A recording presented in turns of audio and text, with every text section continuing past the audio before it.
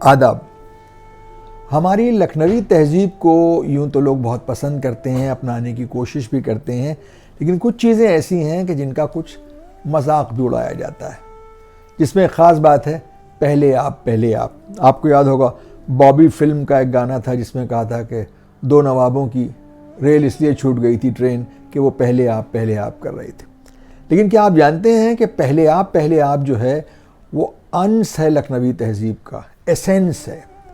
اور اس کے پیچھے جو جذبہ ہے وہ یہ ہے کہ دوسرے کے آرام کو، دوسرے کی سہولت کو، دوسرے کی آسانی کو اپنی سہولت، اپنی آسانی اور اپنے آرام پر ترجیح دینا۔ اگر ہم پیاسے ہیں اور آپ بھی پیاسے ہیں تو ہم پہلے آپ کو پانی پلائیں گے۔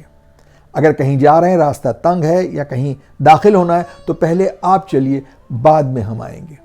تو اس تہذیب کا لوگوں نے پتہ نہیں کیوں اس کا مذاق اڑانا شروع کیا، لیکن اگر اس تہذیب کو اور اس طریقے کو اپنا لیا جائے تو شاید دنیا میں کہیں کوئی دھکا مکی نہیں ہو، کسی بھیڑ میں لوگ ایک دوسرے پہ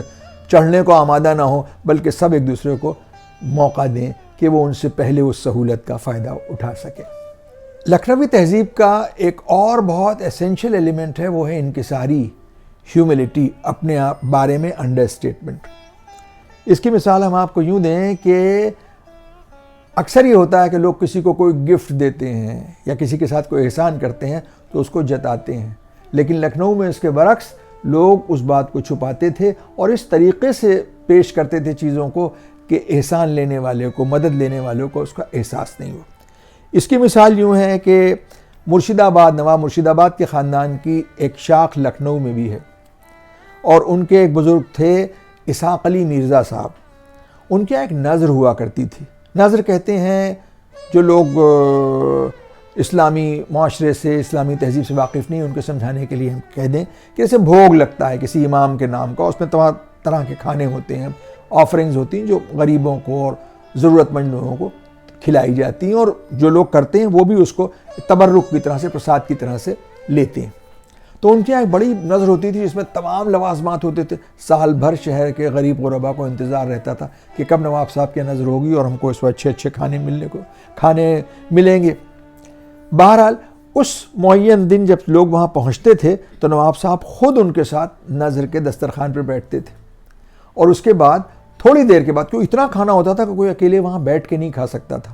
ہر آدمی کے لیے جو چیزیں معین تھیں وہ ایک وقت میں کوئی کھا ہی نہیں سکتا تھا، وہ اس ارادے سے رکھی جاتی تھیں تاکہ یہ لوگ اپنے گھر لے جائیں اور اپنے بیوی بچوں کو بھی کھلائیں۔ تو آنے والوں کو شرمندگی نہ ہو اس لیے نواب اسحاق علی مرزا جو تھے وہ اپنی جیب سے ایک بہت بڑا رومال نکالتے تھے، اوور سائز رومال، اور اس میں اپنے حصے کا سارا سامان رکھ لیتے تھے، اور اس کے بعد داہنے بائیں بیٹھے ہوئے لوگوں سے پوچھتے تھے اگر اجازت ہو تو میں بھی اس نظر کو اپنے بیوی بچوں کے ساتھ چکھ لوں، یہ کہہ کے اس کو لپیٹ کے اندر لے جاتے تھے زنانے میں، اور اس کے بعد پھر جتنے لوگ تھے وہ سب اپنے اپنے رومالوں میں اس کھانے کو رکھ لیتے تھے۔ یہ بات اس لیے وہ کرتے تھے تاکہ کھانا لے جانے والوں کو شرمندگی نہ ہو کہ وہ ایسا کام کر رہے ہیں جو ذرا ان کو معیوب لگے، کیونکہ نواب صاحب خود ایسی احتیاط برتتے تھے۔ نظر و نیاز کا سلسلہ تو لکھنؤ میں بہت اب بھی جاری ہے، لیکن محمود آباد ہاؤس، مہاراجہ محمود آباد کی ایک نظر ہوتی تھی 22 رجب کے کنڈے۔ وہ کنڈے یوں کہلاتے ہیں، میٹھی ٹکیوں کی ایک آفرنگ ہوتی ہے، بھوگ لگتا ہے، اور امام جعفر صادق علیہ السلام کے نام سے، کیونکہ وہ مٹی کے کنڈوں میں رکھتے تھے اس لیے وہ کنڈے کہلانے لگے، لیکن رجواڑوں میں وہ چاندی کے برتنوں میں، عمدہ قسم کی کراکری میں ہوتا ہے، اور اب بھی ہوتا ہے، وہ ہر گھر میں ہوتا ہے۔ تو اس میں جب لوگ جاتے تھے تو ان ٹکیوں کے اندر، میٹھی ٹکیوں کے اندر چاندی اور سونے کے چھلے تلے ہوئے ہوتے تھے۔ جب وہ توڑتے تھے تو کسی کو چاندی کا چھلا ملا، کسی کو سونے کا چھلا ملا، اس طرح سے غریبوں کی مدد بھی ہوا کرتی تھی۔ مدد کے ہی سلسلے میں ایک اور لکھنؤ کا شوق تھا جس کا استعمال ہوتا تھا پتنگ بازی۔ پتنگوں میں ایک زمانے میں جو رئیس تھے، جو بڑے نوابین تھے، وہ اپنی پتنگ میں پھننے کے طور پر مقیش اصلی چاندی اور سونے کے تار کے پھننے لگا دیتے تھے، اور جان کے غریبوں کی بستی میں انداز ہوتا تھا اڑانے والوں کو کتنی دور پر غریبوں کی بستی ہے، وہاں پر اس پتنگ کو ڈھا دیتے تھے، گرا دیتے تھے اور لوگ اسے لوٹ لیتے تھے۔ پھر جب یہ مقیش کا سسٹم ختم ہوا تو یہ ہم نے اپنے بچپن تک دیکھا ہے کہ لوگوں کے کوٹھوں سے پتنگ اڑتی تھی اور اس میں نوٹ بندھے ہوئے ہوتے تھے۔ 5 کروڑ نوٹ اس زمانے میں بہت بڑا نوٹ ہوتا تھا،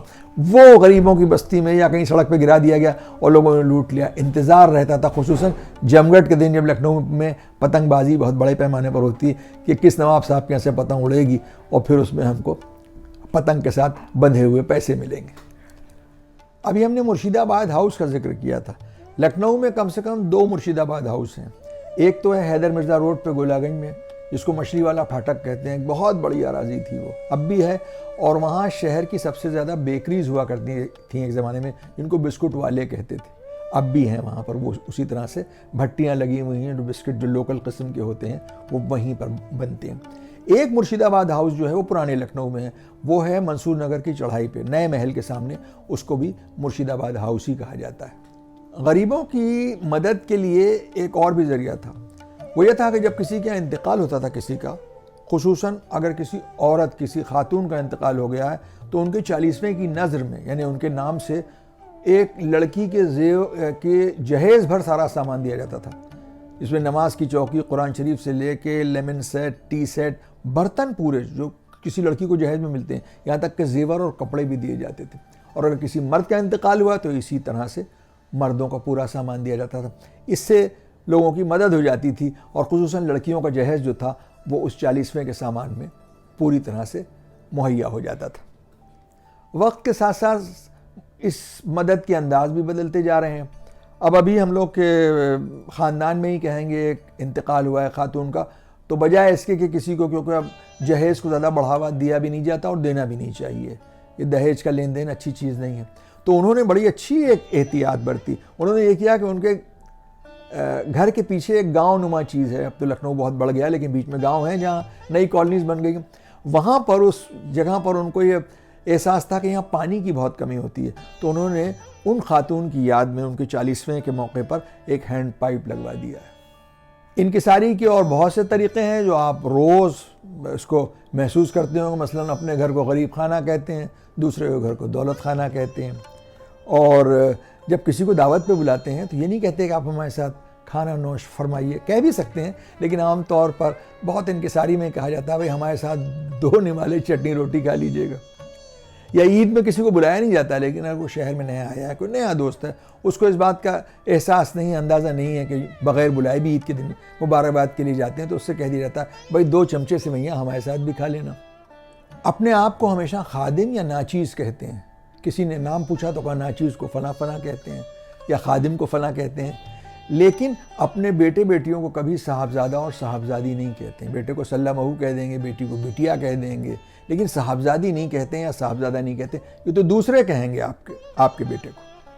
انکساری پر مبنی آج کے اس ایپیسوڈ کو ختم کرنے کی اپنے اس خادم محمود عابدی کو اجازت دیجیے، لیکن اجازت لینے سے پہلے وہی گزارش کہ آپ حضرات اس چینل کو دیکھتے رہیں، اپنے دوستوں سے ویڈیوز کو شیئر کریں اور ان سے اس کو سبسکرائب بھی کرائیں۔ بہتر ہوگا کہ آپ انہیں یوٹیوب پر دیکھا کریں۔ اگلی مرتبہ کسی نئے موضوع کے ساتھ آپ سے پھر ملاقات ہوگی، تب تک کے لیے اجازت، خدا حافظ، آداب۔